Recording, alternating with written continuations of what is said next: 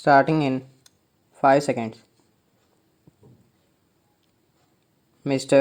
Vice Chairman, the Minister of Railways has given us some impressive figures regarding route mileage, the number of passenger trains that run every day, the number of goods trains that run every day, the number of millions of passengers who travel by train. He has tried to compare them. In view of the vastness of the country, the large number of passenger trains being run, the large number of goods trains being run, and the big route mileage, he has tried to show that the number of accidents that have occurred is not quite alarming. I do not know what his idea was when he tried to compare the number of accidents against this background. Committees have been appointed when serious accidents took place to find out why such and such accident took place. The Shah Nawab Committee, which was appointed in 2006, gave a very voluminous report. Therein, they had stated that the causes of accident that occurred during the period before, and they had also suggested some preventive measures. The government have again appointed another committee headed by Dr. Kunjru. It is more than 8 months or so. I do not know why an interim report has not been submitted by this committee.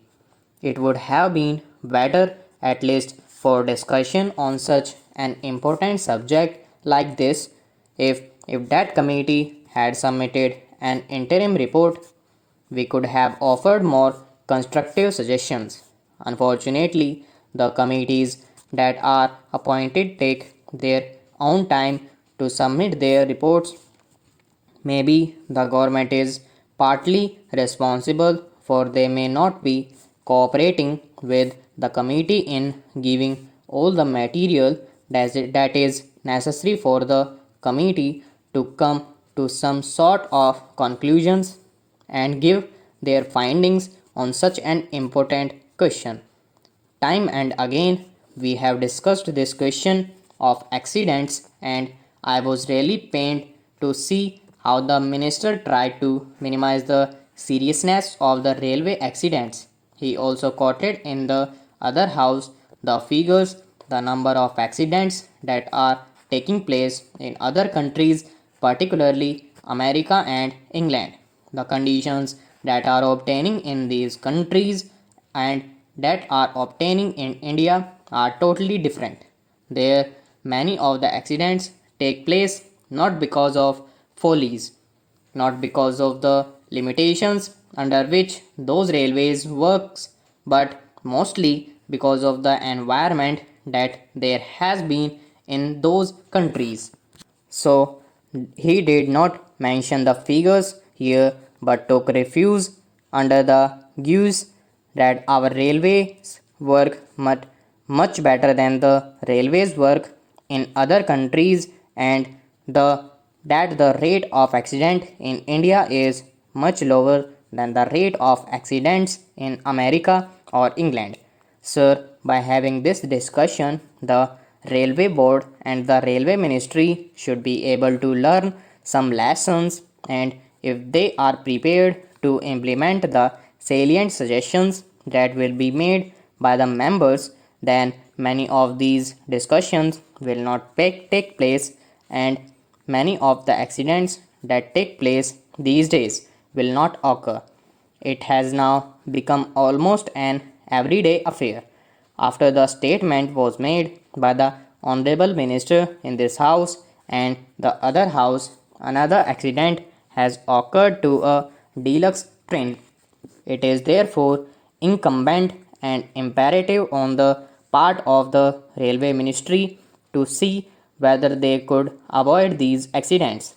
Many of the accidents that have occurred not because they are accidents but because of the wrong things done by the Railway Ministry.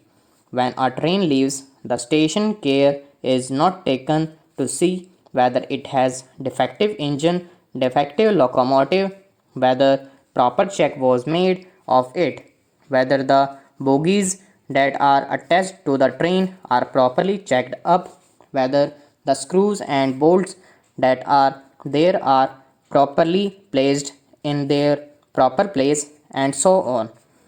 These are all things which, if properly inspected, will show whether the train is fit for travelers or not.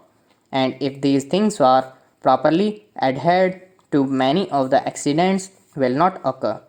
A member in the other house has reported a statement from the statesman of Kolkata that the loco shed people asked the driver of a particular train to somehow manage, even though he complained that he could not take the train. He tried to manage. When the train arrived very late, he was said to have been manhandled by the crowd for the late arrival of the train, and he is reported to have stated to the correspondent that, in spite of the protest that he made, he was asked to take that locomotive, which was very defective. Last year, similar accident occurred, for instance, the Ranchi accident. It is also reported that the engine driver protested when he was asked to take the train because the engine was defective. But in spite of his protests, he was forced to take that engine and an accident occurred. I am glad that an inquiry commission has been appointed to go into the cause of the accident. Stop.